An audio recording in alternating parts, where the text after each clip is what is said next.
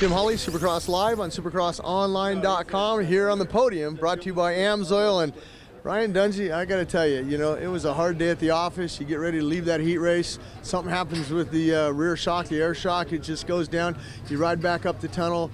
You get knocked around that last chance race. You get the final transfer spot before you go to the main event. What's going through your mind when you got the last pick and you're on the far right-hand side? Well, the last person I went through my mind was you on the outside, telling me how you pulled it back in the day. But being on the outside started to have the disadvantage. But I knew that with a good jump, and the left-handed turn, first turn, was actually pretty good. If you could drive it in pretty deep on the outside, you'd come out okay, judging what the starts were before me. But the LCQ was a little bit of a rough one. Almost didn't make it in there. But I think everything couldn't have gone better in a way. Obviously the heat race, the air shock had a malfunction on us, so we had to go. Obviously, we DNF'd that and went straight to the LCQ last gate pick, and then we put the spring shock on for that, and had to pretty much trust in it. I hadn't ridden the spring shock in a little bit, so it was going to be kind of wondering how she was going to react. But first lap, it kind of really surprised me. Everything worked really good, and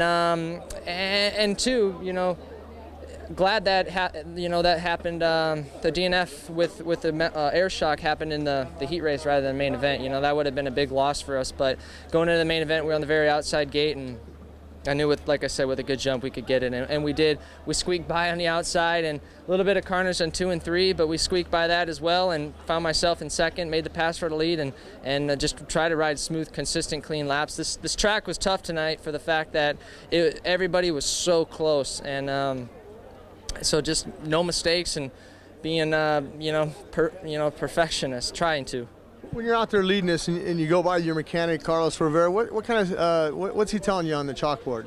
Just he was giving me lap times. I knew I didn't have such a big lead. I knew I was kind of gapping the guys a little bit, little by little, and that kind of opened up that little bit of a cushion to kind of do my lines, and if I needed to switch anything up, I did. So I just tried to find good lines, better lines if the track got choppier as it went on, and had a little dew coming down, a little rain.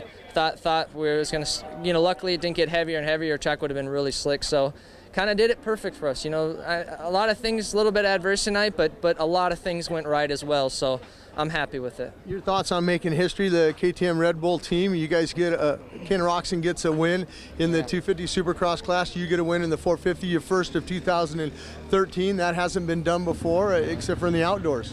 Yeah, absolutely. I mean, KTM is signing with them a couple years ago. It was definitely we had our work cut out for us, for sure. But I feel like without them, I wouldn't be able to be up here or to do any of this. I owe it to all the guys on the team and all the knowledge behind them and their hard years of work that enables us to advance forward and make progress with the bike, weekend after weekend and year after year, hope for that matter. But yeah, for sure, Kenny rode an awesome race. He's been really consistent with seconds and 2 firsts now, and it's good to get a win for both classes. Good for Team Red Bull KTM, and we've been putting in a lot of hard work. We've been really busting butt, and it's good that it shows and it pays off. And like we'd all say, it's a long series yet for both of us. We still got a little ways to go, but it's nice to celebrate a win and a good step forward.